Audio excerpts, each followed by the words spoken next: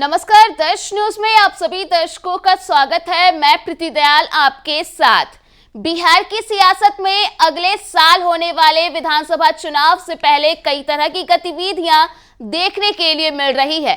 इसी क्रम में ऐसा माना जा रहा है कि लोजपा रामविलास के सुप्रीमो व केंद्रीय मंत्री चिराग पासवान के करीबी नेता की मुश्किलें कहीं ना कहीं बढ़ने वाली है।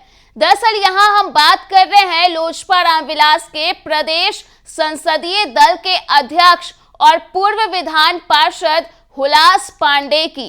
कहा जा रहा है कि बालू के अवैध सिंडिकेट मामले में फंसे लोजपा रामविलास के प्रदेश संसदीय दल के अध्यक्ष और पूर्व विधान पार्षद हुलास पांडे की परेशानियां बढ़ सकती है। प्रवर्तन निदेशालय यानी कि ईडी को अपनी कार्रवाई के दौरान हुलास पांडे के ठिकानों से जो दस्तावेज मिले हैं उसमें कई ऐसी कंपनियों के नाम सामने आए हैं जो अब तक चर्चा में नहीं थे और इनके साथ भी हुलास पांडे के रिश्ते थे, जिसके बाद अब ईडी लोजपा नेता से पूछताछ करने की तैयारी कर रही है। इस संबंध में उन्हें समन भेज दिया गया है। वहीं पटना में 2 और बेंगलुरु में एक ठिकाने पर हुई छापेमारी में क्या कुछ बरामद हुआ उसका जिक्र किया जाए तो शुक्रवार को प्रवर्तन निदेशालय ने पटना में 2 और बेंगलुरु में एक ठिकाने पर एक साथ दबिश दी। प्रवर्तन निदेशालय की यह कार्रवाई बालू के अवैध कारोबार और मनी लॉन्ड्रिंग मामले में की गई थी। यहां से खनन गड़बड़ी से जुड़े 50 करोड़ मूल्य के दस्तावेज हुलास पांडे की हिस्सेदारी की बात सामने आई थी।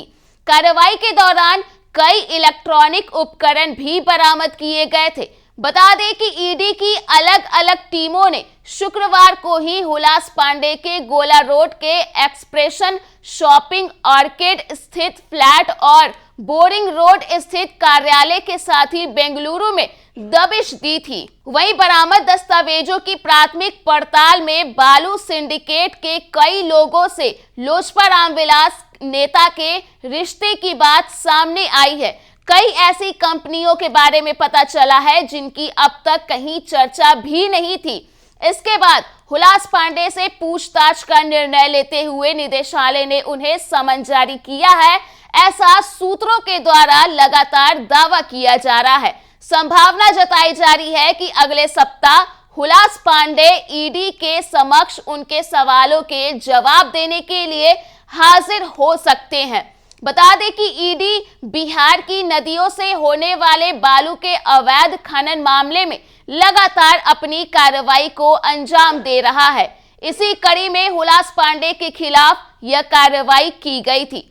इससे पहले कई बड़े नेताओं पर ईडी दबिश दे चुकी है। बालू के मामले में मुख्यमंत्री नीतीश कुमार की पार्टी जदयू के एमएलसी राधाचरण सेठ और उनके बेटे कन्हैया प्रसाद की गिरफ्तारी भी हो चुकी है।